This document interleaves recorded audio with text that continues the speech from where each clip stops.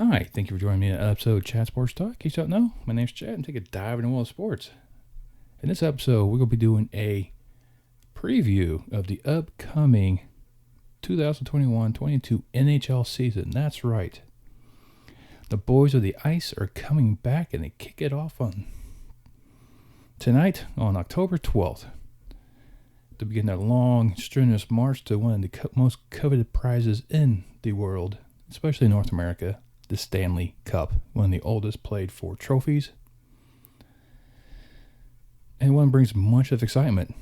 Do we have lightning striking thrice? This is the season where we finally get to release the Kraken. And let me just dive right in and kind of go right into it. I kind of give you,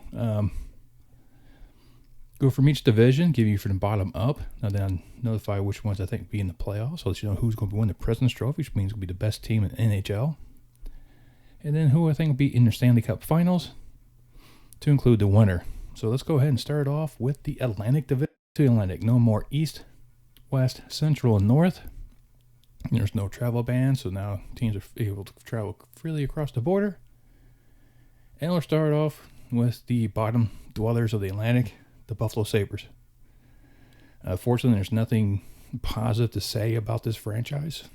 They're going through a pretty rough spot. Eichel lost his captaincy with a bad physical, and they got a bad contract with him. They're trying to get rid of him. They got no takers. I don't know what this ownership is trying to do. I think they're more worried about getting a new stadium for the Bills than they are worried about what's going on the ice. But poor Buffalo fans, and they're a very proud bunch. But it's going to be sitting at the bottom of the Atlantic.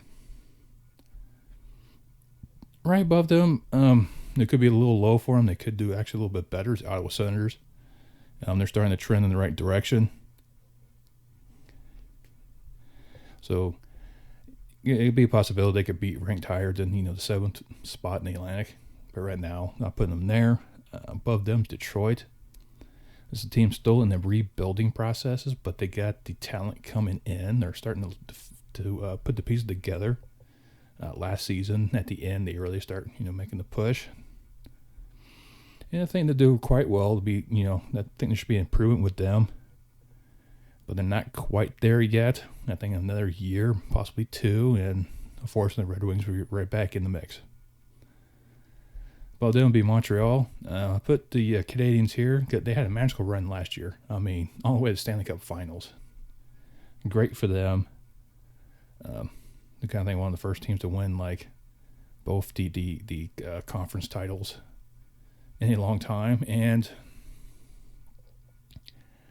I don't see them making a return to the postseason. Carey Price is kind of an inconsistent type of goalie, unfortunately. So last year he was really good. So unfortunately this year he might be bad. I hate to see that from him, but I don't see the Canadiens coming in. The number 4 team in the Atlantic will be Boston Bruins. Right now this team is should do really well. Tuukka Rask is going to be out for a good portion of the season, so that will affect their chances moving forward. But I do see him being the number 1 wild card, so the 7th seed overall. So that should help them out in terms of matchups. But, I do see Boston making a run for it. Number 3 is going to be Toronto. Toronto right now has got too many key pieces. Austin Matthews is a star for that franchise. But the postseason always seems to be really, really bad for him, but we get to that point later. But yeah, Toronto will be number 3 because the top 2 teams that division are really stacked. They were really on par last year. Florida's going to be number 2. Panthers did a really great year last year. Put up some fantastic numbers. They just couldn't, capitalize on that in the postseason. But I see Florida still maintaining there. Trying to get those fans in Sunrise happy so that way the team stays put. And I think the one taking the Atlantic Division is going to be Tampa Bay. Right now, this team's pretty stacked. And they should make a nice deep run in the playoffs. So try to make it a three-peat, which hasn't happened since the Highlanders of the early 80s. So it's it could be nice to see, but, I definitely see them winning the Atlantic and possibly being, they won't be the number one in the Eastern Conference, but they'll be right there. Let's move over to the Metropolitan Division. And the bottom, unfortunately, is the Columbus Blue Jackets. I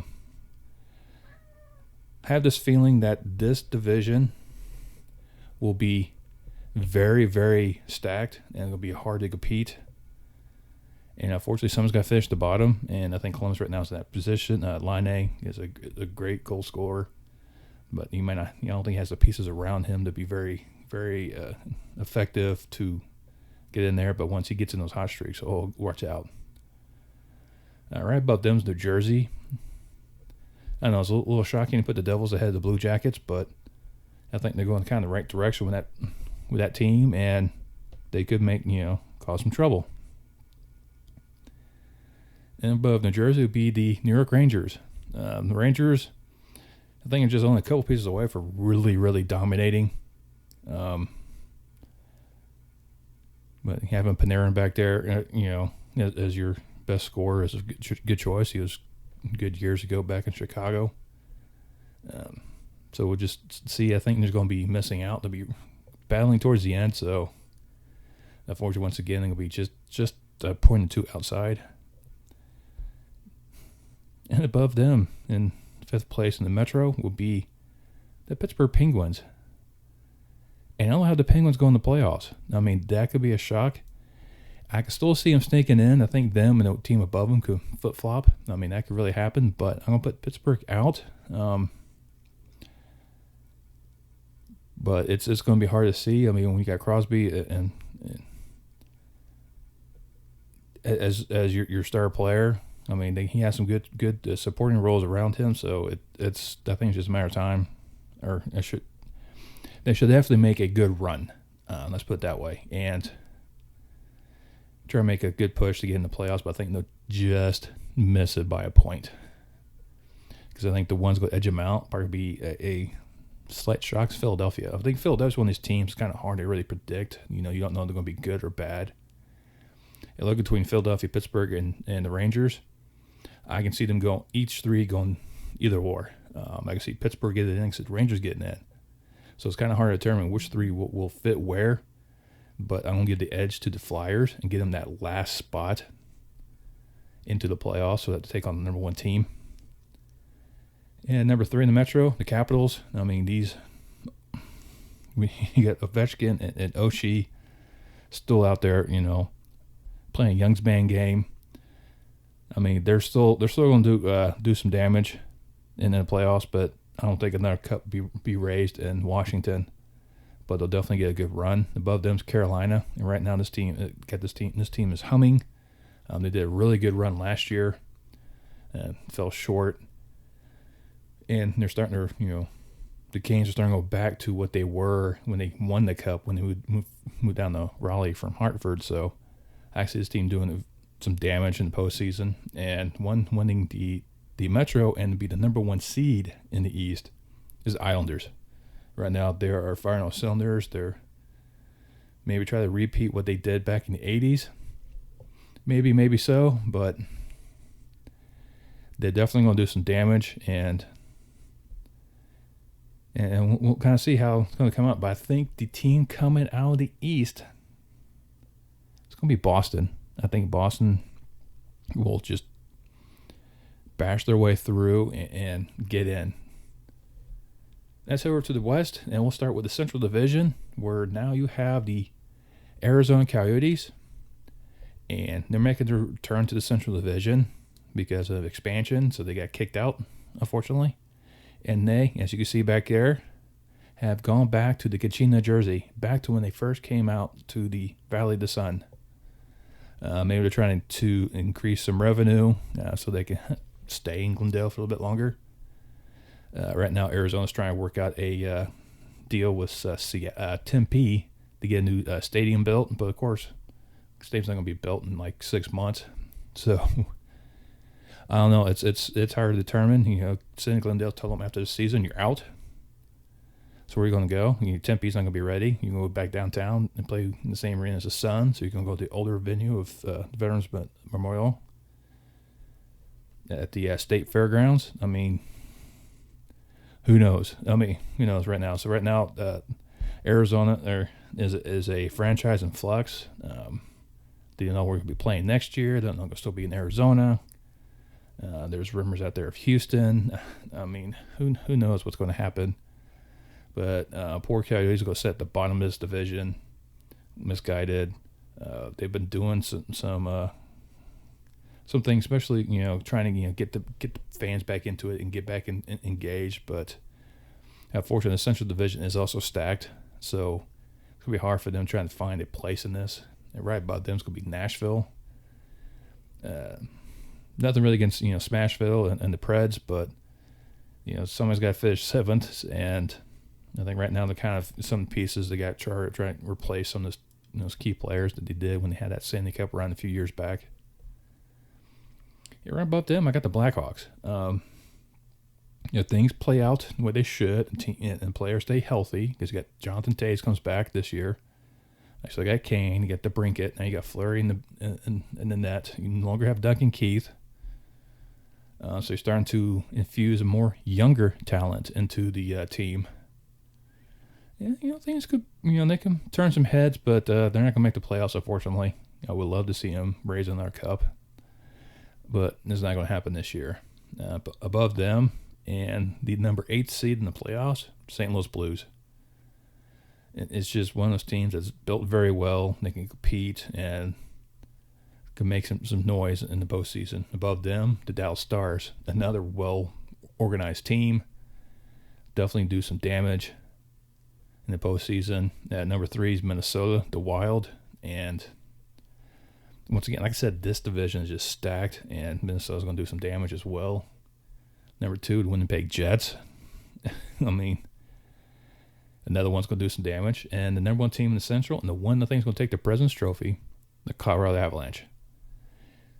It's hard not to really root for them. Almost all their key players have returned again, and this team's always has high expectations. And there's a lot of rumblings of this team winning the Stanley Cup, except for the past 2 seasons and lost both times. So we'll see what happens this year. Off to the Pacific, there's about a few teams you can automatically, I think, just kind of say they're sunk. And number 8 is going to be Anaheim. Number 7, San Jose. Both teams, not sure which way they're heading. They're still hanging on. There's a few pieces here and there. I think San Jose is actually trying to go through a rebuild. So they're going to be sitting in the bottom of the Pacific. Above them, unfortunately, I think Seattle. Seattle's not going to have that magical run Vegas had when they started. This team is actually built very good defensively, so they'll definitely give teams some headaches. You got Grubauer in the net, which is a very decent goaltender. He was recently with Colorado. So, I can see him actually finishing higher than this. I really do. Between the 3 and 7 slots in the Pacific, I can see these teams flip-flop around. So it's going to really be a tight race for that 3rd slot in the Pacific. I think Seattle's going to just miss out. Same thing with LA Kings. I think it's one of these teams that are going to probably surprise some people, make some good runs, but they're going to just fall short, unfortunately. Number 4 is Calgary. Flames are another team that's doing quite well. Got some good pieces in place to try to make a good solid push, and they did a pretty good run last year. But the number 3 team, I think the one's going to escape this 4-way race for this last spot is going to be Vancouver. One thing's going to help the Canucks. They're not going to play the Canadiens sometimes. The Canadiens were their thorn in their side last year, which kind of kept them out of the playoffs and let the Canadiens do their magical run. They're not going to have that this year, so Vancouver's going to be able to get some better wins, or more wins, should I say, from their other Pacific teams, and they'll get into that 3rd slot. So unfortunately, that means they're going to take on the number 2 team, which is Edmonton. Right now, you got McDavid up there. He is the star of the North, and the Oilers are just looking at him to help carry the Oilers to become the next, create another Oilers dynasty like they had. We had Messier and Gretzky up there. And then the one leading, taking the Pacific title, the Vegas Golden Knights. Right now, this team has got some good pieces in place. Now they have Liner as their goaltender. So they got youth in the net. And they got some good pieces all around. And Carlson, probably not the best of the defenders, but they're definitely, turn some heads, light up the score, and keep that, that red light just spinning around. And they'll be like the number 2 seed. Unfortunately, them and Colorado's going to be doing a lot of pushing through their respective divisions, and these two are set to face off. But I think Vegas is going to come out of the West. Fortunately, Colorado is going to do what they normally do. Same thing with Edmonton. Also Toronto. Once again, in the postseason, they just underperform. So your Stanley Cup's going to be Boston versus Vegas.